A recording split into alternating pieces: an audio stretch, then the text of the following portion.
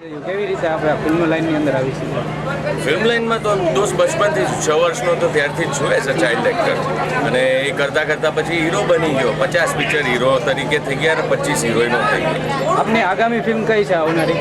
હવે આવનારી મારી ફિલ્મ છે જય વિજય, નો ટેન્શન અને રાજવીર. આવી 4-5 ફિલ્મો આવી રહી છે, બહુ સરસ. કે આપણે ક્યારે હિન્દી ઇન્ડસ્ટ્રીઝની અંદર કામ કરવાનું વિચાર્યું છે? ક્યારે હિન્દી ફિલ્મ કોઈ જરૂરત નથી. મારી પાસે ગુજરાતી ફિલ્મોમાંથી જ ટાઈમ નથી, તો હિન્દીમાં કોણ જાય? અને અહીંયા મજા આવે છે. ઓકે, આપને આપના પિતાશ્રીની કઈ વાત સૌથી વધારે પ્રિય લાગે છે? મારી પિતાશ્રીની સૌથી પ્રિય વાત મને એ છે કે મારા પિતા છે. આજકાલ ગુજરાતી ફિલ્મ એટલી હિન્દી જેટલી ચાલતી નથી જે પહેલાં ચાલતી હતી, એનું શું કારણ હોઈ શકે? તો તમે કદાચ રૂરલ એરિયામાં, ગામડાઓમાં જઈને તમે જોયું નહીં હોય, આપણા થિયેટરોમાં એટલી ભીડ લાગી, એટલી લાઈન લાગી હોય છે કે ભૂક્કા બોલાઈ નાખે છે. હિન્દી પિક્ચરો બેસી જાય બાજુ.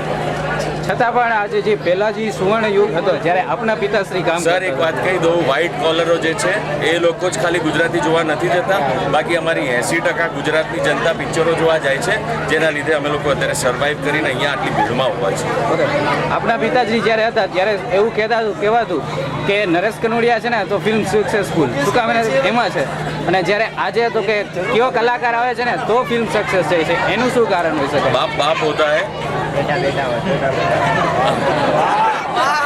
नरेश कनोडिया है, अमिताभ बच्चन है, रजनीकांत है. ये लोग के कंपैरिजन में कोई नहीं आवी શકે, ના કોઈ આવ્યું છે. આપણે આપ આ લાઈનની અંદર આપ કોને આદર્શ માનો છો?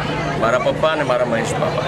ઓકે, આપની શું ઈચ્છા છે? ક્યાં સુધી આપણે આ ક્ષેત્રમાં પહોંચવું છે? મારી એ ઈચ્છા છે અત્યારે જે હું કાર્ય માટે આવ્યો છું કે એડ્સની સામે લોકો લડે, યુવાનો જાગે અને એડ્સના વિરુદ્ધ જે પણ પગલાં લઈ શકે એ લે, પણ એડ્સના જે દર્દીઓ હોય છે એ લોકોના વિરુદ્ધ નહીં, એ લોકોને પ્રેમ આપે. ઓકે, આપણે ક્યારે ફિલ્મ ડાયરેક્ટ કરતા હો તો શું લાગે આપને કેવા પ્રકારના ગુજરાતી ફિલ્મની અંદર ફેરફાર કરવા માંગો? ફેરફાર કોઈ કરવા નથી માંગતો.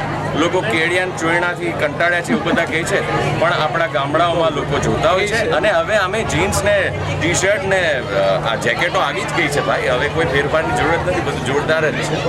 ઓકે, સિટી ગાઈડ સાથે વાત કરવા માટે આપનો ખૂબ ખૂબ આભાર. ધન્યવાદ.